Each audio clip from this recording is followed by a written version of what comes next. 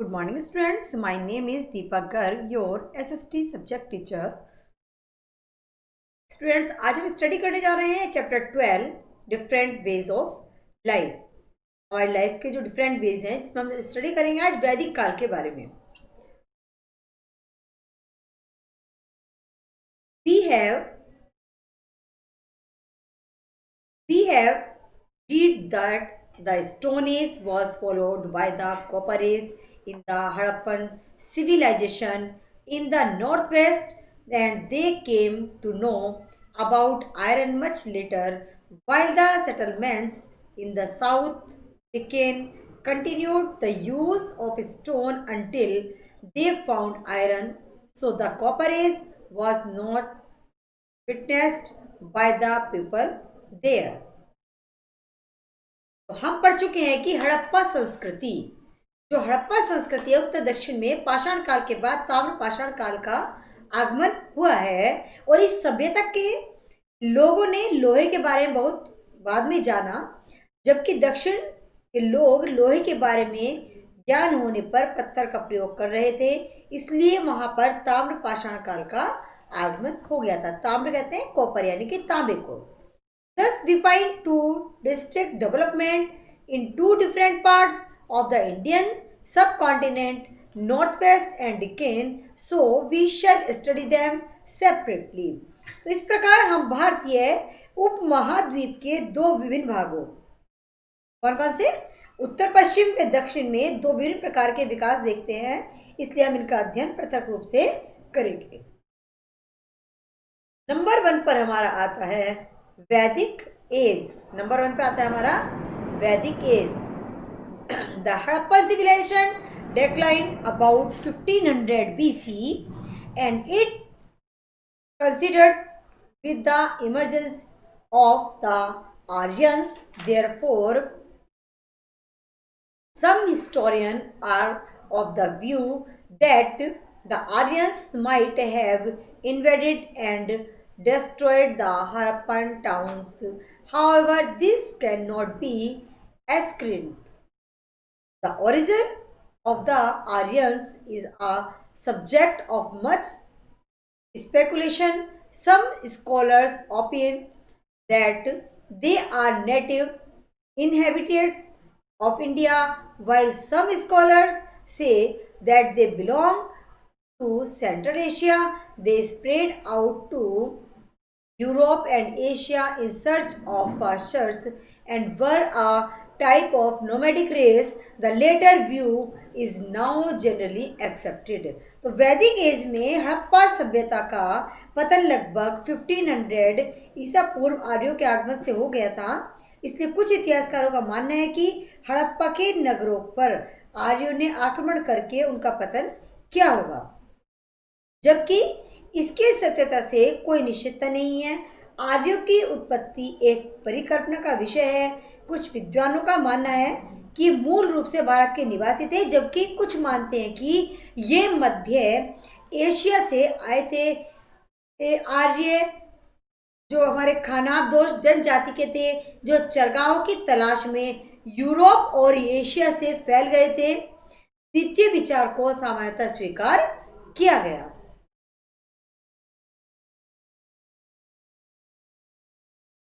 Next आता है हमारा सोर्सेज ऑफ इंफॉर्मेशन। इंफॉर्मेशन के जो स्रोत थे हमारे, यानी कि इंफॉर्मेशन कहते हैं सूचना के स्रोत। This is called the Vedic age because the chief sources of information is the Vedic literature. We can divide the Vedic age into two parts, two period में वैदिक एज को डिवाइड कर लेते हैं, अर्ली वैदिक एज एंड लेटर वैदिक as. The Vedic age lasted for about 1000 years. The period from about 1500 BC to 1000 BC is regarded as the early Vedic age, while the period from about 1000 BC to 600 BC is regarded as the later Vedic period.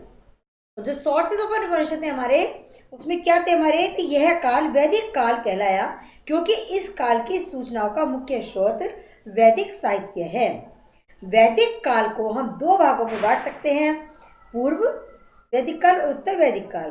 वैदिक काल लगभग 1000 वर्ष तक रहा। 1500 ईसा पूर्व से 1000 ईसा पूर्व का समय पूर्व वैदिक काल माना गया, जबकि 1000 ईसा पूर्व से 600 ईसा पूर्व के समय को उत्तर वैदिक काल माना गया। तो जो हमारे वेद शास्त्र होते हैं, the chief sources of information for early Vedic is in the Rigveda.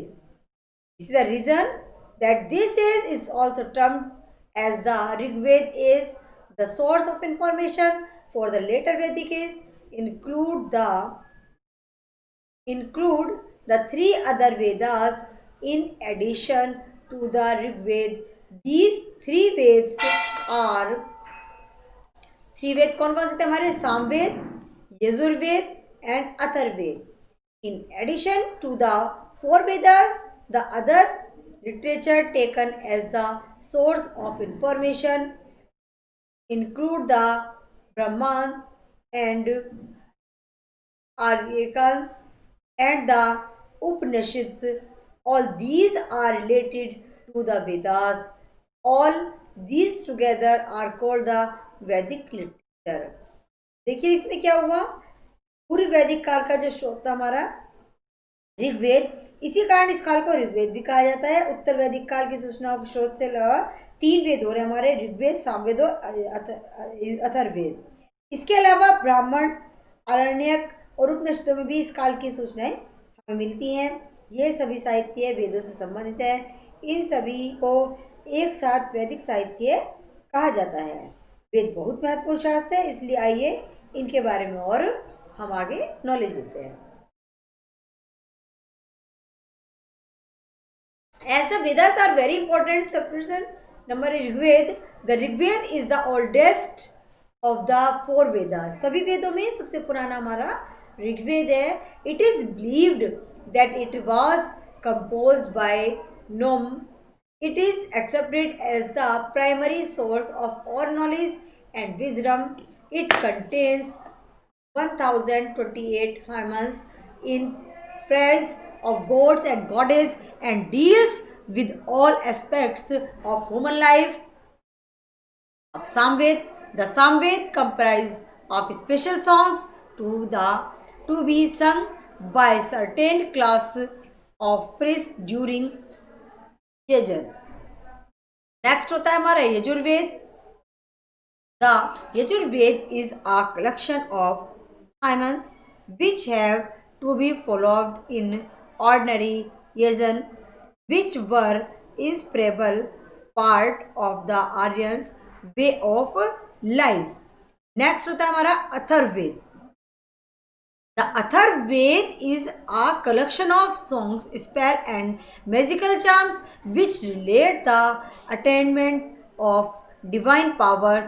It also deals with general and medical science. तो हमारे चारों वेदों के बारे में बहुत अच्छे से हमें समझाया जा रहा है, आपको ध्यान से समझना है।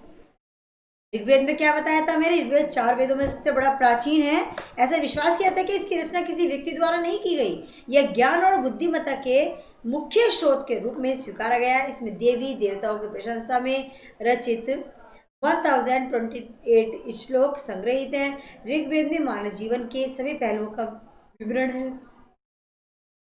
सामवेद क्या है? सामवेद में कुछ निश्चित वर्ग के पुजारियों द्वारा यज्ञ के समय गाए जाने वाले विशेष गीत संग्रहित हैं। यजुर्वेद क्या है? यजुर्वेद में साधारण यज्ञों के उपयोग में किए जाने वाले मंत्रों का संग्रह है। ये यज्ञ आर्य जीवन शैली के विभिन्न अंग थे।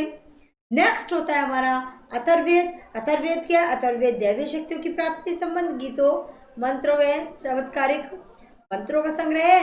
ये सामान्य व चिकित्सा विज्ञान से भी संबंधित है। इसी के साथ चलते हैं आगे हम।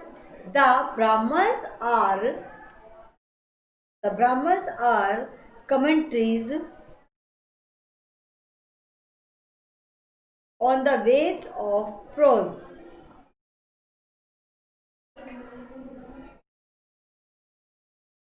ब्राह्मण वेदों की गद्य में व्याख्या है। अरण्यक वनों में जीवन व्यतीत करने के लिए साधु संतों के आचरण की नियमावली से संबंधित है। उपनिषद भारतीय दर्शन के विभिन्न सिद्धांतों जैसे कर्म, बाधा और मुक्ति भी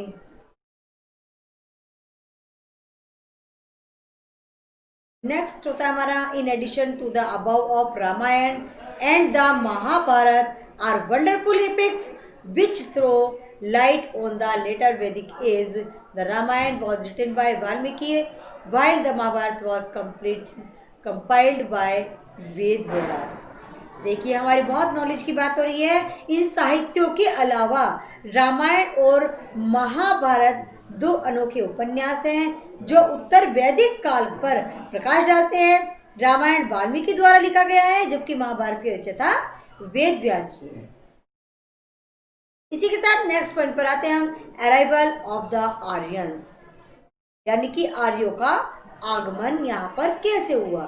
the Aryans cross the mountain passes in the northwest and first settled in the Indus Valley. Presently, this area lies in Punjab, Sindh, Pakistan and northwest frontier province NWFT. These were 7 rivers in this area after which they called this area सप्त सिंधु। सब सिंधु और land of seven सी और its rivers, they had to fight with the native Dravidians over a long period of time. In the end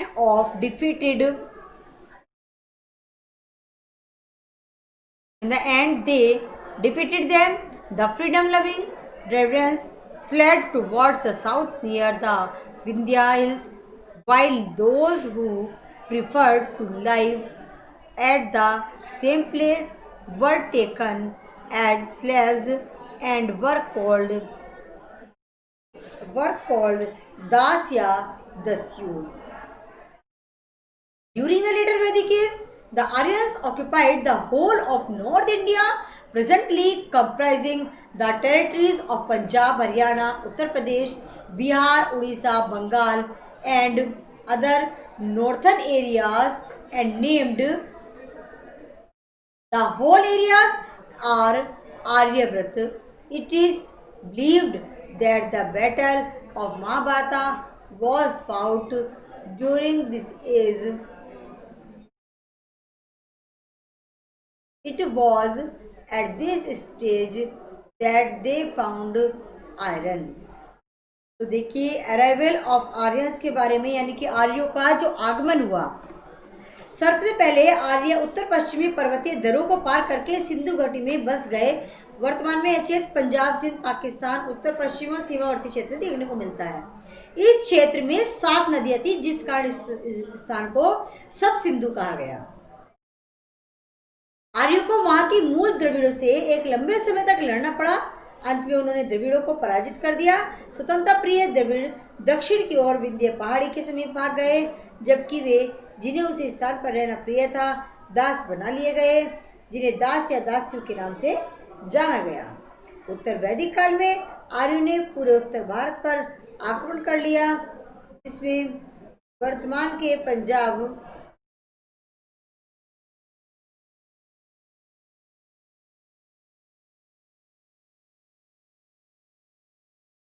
उत्तर वैदिक काल में आर्यों ने पूरे उत्तर भारत पर नियंत्रण कर लिया था। तो उत्तर भारत पर नियंत्रण करने के बाद जिसमें क्या हुआ कि वर्तमान में पंजाब, हरियाणा, उत्तर प्रदेश, बिहार, ओडिशा, बंगाल के ओर से दूसरी और उत्तरी क्षेत्र भी सम्मिलित थे और इस संपूर्ण क्षेत्र को किसका नाम दिया गया? आर्यव्रत का नाम दिया गया था। ऐसा बिलीव है कि महाभारत का युद्ध इसी काल में लड़ा गया था। तो जो महाभारत का युद्ध हुआ था वो इसी काल में हुआ था।